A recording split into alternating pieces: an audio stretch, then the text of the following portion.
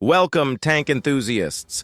Today we present the ultimate matchup, Maus versus Tiger I, two legends of World War II German tank engineering. Which one would dominate? How do their strengths and weaknesses compare? What lessons can we learn from their designs? Let's get started. During World War II, Germany focused on heavily armored breakthrough tanks.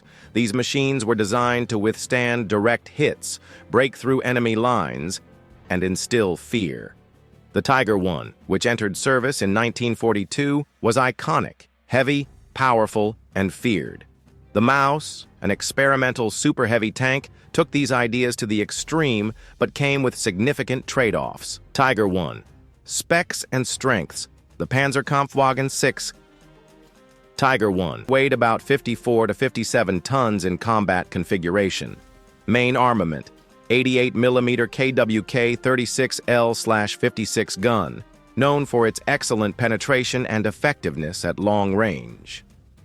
Armor. Frontal hull and turret were about 100mm thick, side armor was roughly 80mm, and the rear and top were thinner. The roof armor was later improved. Top road speed, approximately 45 kilometers per hour on roads.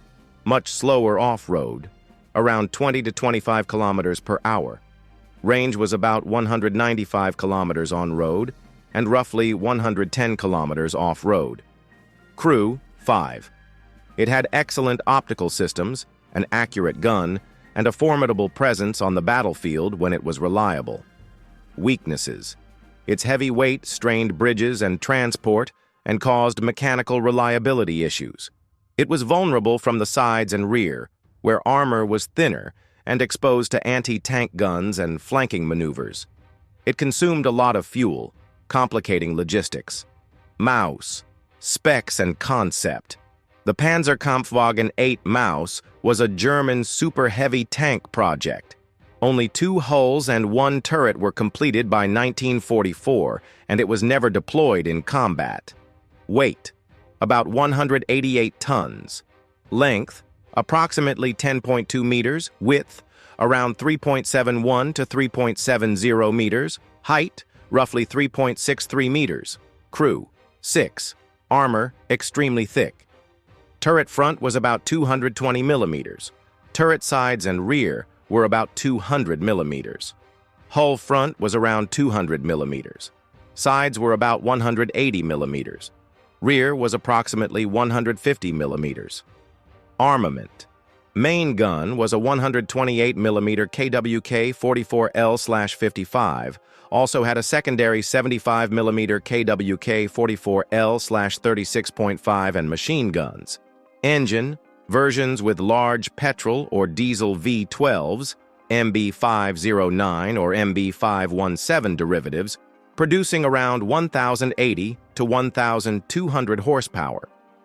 Its power-to-weight ratio was low, leading to limited speed. Maximum speed was restricted, about 20 kilometers per hour on road, much less off-road. Range was very limited. The logistics for fuel, transport, and repairs would have posed enormous challenges. Head-to-head. What if they faced each other? Let's imagine a one-on-one showdown in open terrain with both tanks in optimal condition. Firepower advantage. The Maus has the larger gun and thicker armor, making its frontal armor nearly impervious to the Tiger I, 88mm gun at many ranges. The Tiger I might struggle to penetrate the Maus's turret or hull front without special ammunition or at very close range. Mobility advantage. The Tiger I is far superior. It has higher speed, better agility, and improved ability to maneuver or flank. The Maus would be slow and vulnerable to mobility-based tactics, artillery, aerial attacks, or even mines. Reliability and logistics. Tiger I. Proven itself in combat, while the Maus never did. The Maus's size would make it a giant target for aircraft, artillery, and obstacles, leading to significant supply issues. Crew survivability. In a frontal clash, the Maus crew would have better odds of surviving hits due to its thick armor. For the Tiger I, any shot hitting its weaker spots, sides, rear tracks, could be fatal. Tactical context matters. On narrow terrain or in difficult ground conditions, the mouse might be restricted, while the Tiger can choose its engagements and use ambush tactics. The mouse could excel in static defense, but would struggle in offensive maneuvers. Conclusion. So, who would win? It depends. If the battle is head-on in an open field, the mouse has a clear advantage with its armor and firepower overpowering the Tiger I at many angles. However, in realistic battle conditions involving terrain, logistics, mobility, and support, the Tiger I has significant benefits.